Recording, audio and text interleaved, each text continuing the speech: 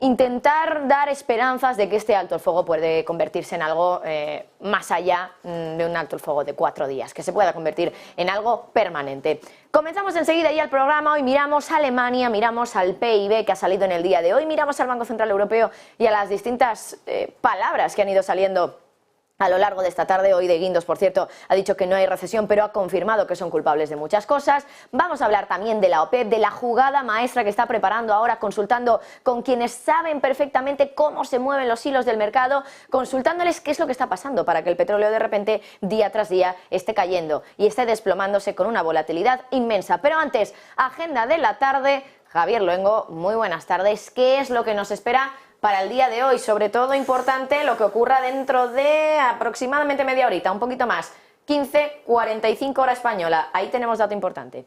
Sí, ahí tenemos los PMIs, la actividad económica de Estados Unidos. Veremos estos adelantados, los índices de gestores de compras que nos dicen de la situación de la primera economía del mundo y sobre todo qué piedras ponen para la próxima cita de la Reserva Federal. Si confirman que Estados Unidos se desacelera, como nos dejaba entrever ese incremento de 0,1 de la tasa de paro del mes pasado, o sin embargo si todavía hay cierto tono y vigor económico a pesar del endurecimiento monetario. Más allá de todos este tipo de anuncios, por cierto, hoy tenemos sesión en Wall Street a medio gas, va a cerrar a partir de las 7 de la tarde, hora central europea, y entre tanto vamos a estar atentos a la cumbre. Por ejemplo, cumbre Unión Europea-Canadá en Montreal, nos llegará señal en directo, la iremos dando de manera puntual en Negocios Televisión, de la presidenta de la Comisión, Ursula von der Leyen, Consejo, Jacques Michel, y el primer ministro de aquel país de Canadá, Justin Trudeau. En todo este momento también tendremos que mirar algún que otra referencia macroeconómica, a diferencia de esos PMIs que nos llegarán desde Estados Unidos.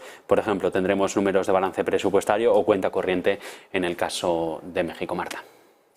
Pues Javi, muchísimas gracias. Comenzamos enseguida con nuestra sección, como viene siendo habitual, a las 3 de la tarde, pero eso sí, la hemos renombrado Economía Hoy, para que a partir de ahora, cuando la intenten buscar, la encuentren. Economía Hoy, así se denomina. Comenzamos con Luis de Guindos, que ha hablado hace aproximadamente media horita, más o menos ha terminado. Interesante también lo que comentaba. Hacía un análisis de la situación económica europea actualmente. Análisis que, por cierto, dice, según ese análisis, que Europa no está en recesión, que está en una desaceleración, a pesar de que hay muchos que creen ya que ahora mismo estaríamos en una recesión en Europa. Ya son muchos meses de datos de PMI muy malos, que por cierto conocíamos en el día de ayer. Y lo más importante, ha dicho que cree que son culpables de muchas cosas desde el Banco Central Europeo, pero eso sí, de la política fiscal no. E intentan también echar la culpa de que ahora quizá pueda haber una segunda ola de inflación por culpa de los gobiernos que no están haciendo lo que deberían hacer ahora, es decir, restringir la política fiscal. Y recuerda el error que se cometió en el Reino Unido con Liz Truss y ese enfrentamiento, ese choque de trenes entre política fiscal y política monetaria. Vamos a escucharlo. Tengan o no tengan margen desde el punto de vista de la política fiscal. Bueno, nosotros somos culpables de muchas cosas, pero de la política fiscal no tenemos ninguna culpabilidad y deben ser los gobiernos los que lleven a cabo. Nosotros defendemos una política fiscal que garantice la sostenibilidad a medio plazo, pero con un plan de ajuste que sea razonable, que sea prudente, que no sea un ajuste brutal al respecto, pero que sí haya o que sí se vaya garantizando la sostenibilidad de la política fiscal a medio plazo, porque si no, entonces pueden surgir incluso problemas desde el punto de vista de lo que es un enfrentamiento entre política fiscal y política monetaria. ¿Qué fue lo que le pasó? Y ahora sí, vamos a comenzar con ese análisis que hacemos aquí todas las tardes, que ahora, como digo, hemos rebautizado como Economía Hoy, para tratar bien los temas económicos del día. Vamos a hablar del Banco Central Europeo, porque desde luego que parece que últimamente está habiendo bastante caos, lo que es en el seno, lo que es en la parte interna del Banco Central Europeo, lo que dicen los miembros de la institución monetaria. Unos dicen una cosa, otros dicen otra diferente, incluso hay algunos a los que parece que se les escapan cosas que van a ocurrir y que todavía no han ocurrido, como ayer les decíamos, McClough del Banco Central Europeo avanzando qué es lo que va a pasar en esas previsiones de inflación que se van a publicar en diciembre en la reunión de política monetaria, donde ya nos avanzaba que se iba a retrasar un año el momento en el que se iba a conseguir llegar a ese objetivo de inflación, ya no iba a ser el 2025, iba a ser 2026, pero de todas maneras, como digo, este no es el único caso, ha habido más en las últimas horas. Por ejemplo, Lagarde sabemos que ha insistido a diestro y siniestro con que haya, o más bien haya una sensación por parte del mercado de que, aunque hayan pausado esa subida de tipos, podría haber más. No quieren decir que porque ya haya pausa, esto ha terminado. Han terminado las subidas de tipos. Vamos a recordar lo que dijo en la anterior reunión, a finales de octubre, para que lo tengan fresco y vean también qué es lo que se ha dicho después. Battle is not over. The best tools that we can use to return inflation to 2% are our interest rates.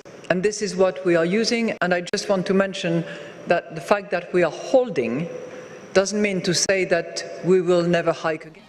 Pero parece que o en el BCE no está muy clara la estrategia de comunicación o lo que hay es disidentes, gente que simplemente no está de acuerdo con la comunicación central, que básicamente entronca en este caso la presidenta del Banco Central Europeo y que por lo tanto ellos pues por su lado emiten su opinión. O quizá simplemente es que algunos pues tienen un poco la lengua muy larga. Ayer en una entrevista en la televisión francesa, François Villeroy dijo lo que el mercado quiere oír en realidad, que las amenazas de Lagarde, como la que acabábamos de escuchar ahora mismo, de que puede haber más subidas de tipos, en realidad no son tan amenazas. Dijo directamente que no iba a haber más subidas de tipos de interés, que podía haberlas solo si ocurría un evento inesperado. Unexpected event, dijo. Les voy a leer literalmente lo que dijo. Excluyendo sorpresas, no creo que el Banco Central suba tipos otra vez. Y sobre, por cierto, bajadas de tipos, eso sí, en sintonía con Lagarde, dijo una reducción gradual de los tipos va a llegar algún día, pero todavía no estamos ahí. Hoy, por cierto, ha hablado Lagarde, esta mañana, y ha hablado de inflación. El mensaje que nos daba era bastante más optimista que otros días. Otros días hablaba de todavía no hay que cantar victoria, hoy lo que decía era esto. The battle is not over, and we're certainly not declaring victory.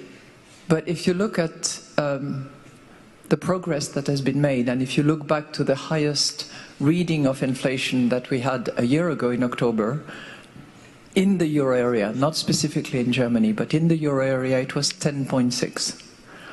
We are now down to 2.9. And I'm talking here about what we call headline inflation, which includes all the items that people purchase, for their day-to-day life.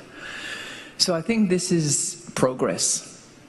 We have started that fight against inflation that my colleague and friend Mr. Nagel calls a nasty beast. So we started the battle. We have deployed a lot of ammunition because we have increased interest rates by 450 basis points. By the way, don't be intimidated by basis points. It sounds terribly, terribly scientific. Bueno, hoy Lagarde, por cierto, también ha hablado del famoso PEP, del programa de compras pandémicas. Ya saben, ese programa de compras de bonos, de activos en este caso, que se sacaron de la manga durante la pandemia para poder simplemente inyectar liquidez. Bueno, lleva meses insistiendo Lagarde en que todavía no se ha debatido sobre ello en el Banco Central Europeo. Saben que de momento es el único programa de compras de activos en el que se siguen reinvirtiendo los principales, es decir, el dinero que le llega al Banco Central Europeo porque los bonos vencen y se le devuelve el dinero al inversor, que en este caso es el Banco Central Europeo, el BCE lo vuelve a invertir, vuelve a comprar con ese dinero bonos. Hoy sobre el PEP ha hablado otro miembro del Banco Central Europeo, el gobernador del Banco de Austria, Robert Holzmann. Ha dicho que cree que, bueno, se debería hacer otra cosa, diferente a la que ha dicho el Banco Central Europeo con el PEP. Básicamente ha dicho que su sugerencia es reducir las reinversiones paso a paso a partir del mes de marzo. ¿Y por qué esto es importante, lo de la fecha? Pues porque el Banco Central Europeo tiene en sus previsiones que empezar a hablar de parar las reinversiones se produzca a finales de 2024, no en marzo, que para marzo quedan 4 meses, es muy poquito tiempo. Claro, este tipo de declaraciones no hacen más realmente que dejar claro que hay disidencias dentro del Banco Central Europeo. Ayer con McLuff, diciendo o anunciando algo que se va a conocer dentro de unas semanas. Ayer también con Villeroy, hoy también con Holzmann y con De Guindos, que ha dicho que no va a haber recesión, que esto no es una disidencia dentro del Banco Central Europeo, se lo hemos oído muchas veces. Lo que es disidencia es con respecto a los números, con respecto a los datos que nos van llegando. Datos, por ejemplo, hoy los de Alemania. Hoy se ha confirmado el peor presagio para la economía que es la locomotora europea. El dato de PIB ha retrocedido en el tercer trimestre un 0,1%. Y eso significa que está en terreno de contracción, por la mínima, pero en contracción económica. Y significa que si en el cuarto trimestre volvemos a tener una contracción económica, Alemania estaría en una recesión técnica, tal y como se dictamina en el concepto de recesión técnica. Eso sí, hoy ha habido más datos llegando de Alemania. El dato de PIB ya saben que es un dato retrasado. Llega el dato, por ejemplo, del IFO, el Instituto IFO, que nos viene a indicar los empresarios qué es lo que están pensando, cómo creen que está ahora mismo la economía. Y es verdad que el dato ha sido, podemos pensar que tiene una lectura ciertamente positiva. Es el tercer mes consecutivo donde mejoran las perspectivas empresariales alemanas. El indicador de expectativas del IFO ha sido de 85,2 puntos, aunque es verdad que esto es mejor que el dato anterior, es menos de lo que se esperaba. Así que aquí también está la parte mala. Luego está el tema, por ejemplo, de la crisis presupuestaria que siguen viviendo en Alemania. Después de todo el lío, de que hubiera dinero que se había pautado y se había pedido como deuda para poder utilizarlo en la crisis de la pandemia, que finalmente no se utilizó, en el presupuesto para 2024 querían utilizarlo en otras cuestiones, como la crisis climática, y ha venido el Tribunal Constitucional alemán a decir que no, que eso no se puede hacer, es inconstitucional, y entonces Alemania se queda con un agujero de 60.000 millones de euros. ¿Cómo lo han solucionado? Básicamente suspendiendo el freno a la deuda y diciendo que se sacan de la manga un presupuesto suplementario para 2023. Un presupuesto que dice Christian Lindner, el ministro de Finanzas alemán, que va a tener una base constitucionalmente segura. Pero no deja de ser un presupuesto donde igualmente quieren gastar ese dinero. El dinero que no les ha permitido el Tribunal Constitucional gastar antes. Vamos a escuchar las palabras de Christian Lindner, ministro de Finanzas, ayer diciendo esto y diciendo que básicamente querían come clean, como se dice en inglés, confesarse o estar limpios de alguna manera. Vamos a escucharlo.